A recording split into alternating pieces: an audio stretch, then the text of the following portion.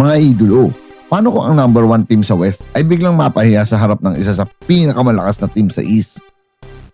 Ito ang nangyari sa laban ng Oklahoma City Thunder kontra Boston Celtics.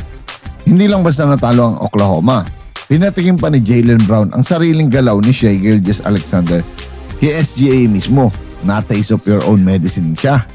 Oo, tama ang narinig ninyo mga idolo. Ginamit ni Jaylen Brown ang signature move ni SGA at ginawa ito sa mismong harap niya.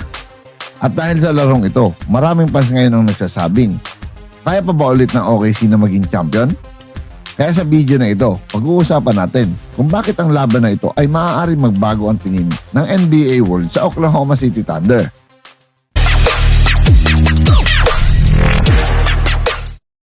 What's up mga idolo? Welcome back sa ating channel.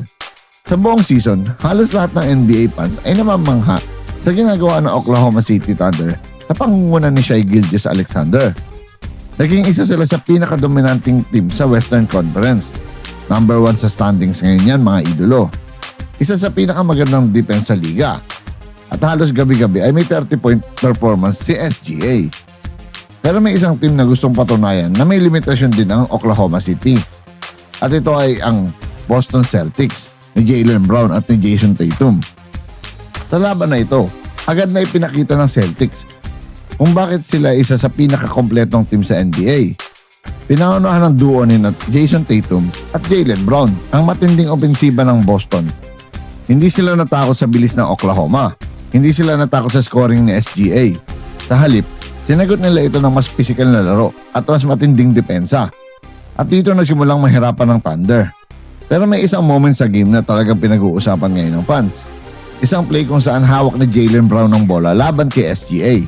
Biglang nag-hesitation move si Brown, step back at pumasok ang shot. Kung pamilyar ang galaw na iyon, hindi kayo nagkakamali mga idolo. Dahil iyon mismo ang signature scoring move ni Shai Gilgeous-Alexander.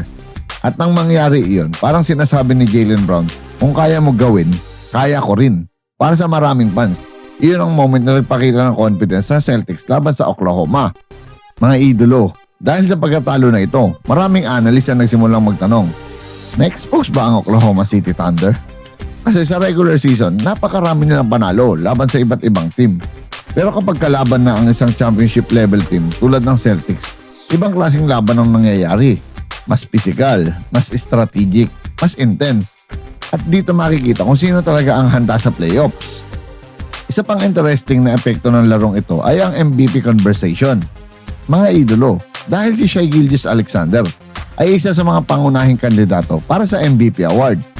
Pero kapag natalo ang team mo sa malalaking laban, madalas itong ginagamit na critics laban sa MVP case mo.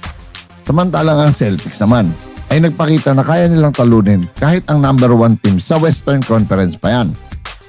At mga idolo, para sa maraming fans, ang laban na ito ay parang preview ng NBA Finals. Western Conference powerhouse laban sa Eastern Conference giant. Kung sakaling magkaharap muli ang dalawang team na ito sa finals, siguradong isa iyon sa pinaka-exciting na series sa NBA. Dahil parehong may elite defense, superstar players, at championship mentality.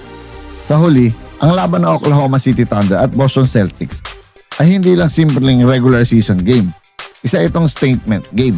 Isang paalala na kahit gaano kalakas ang isang team, may ibang team pa rin na kayang mag-challenge sa kanila.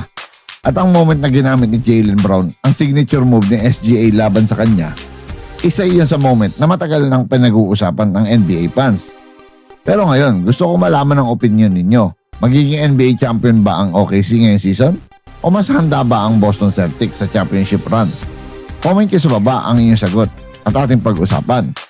At kung gusto niyo pa ng NBA stories, analysis at latest basketball debates, siguraduhin niyo mag-like, mag-subscribe at i-hit ang notification bell button. Dahil dito sa channel na ito, basketball ang tunay na panalo. Once again, this is your Spotlight in Sports. Maraming salamat mga ka-sports.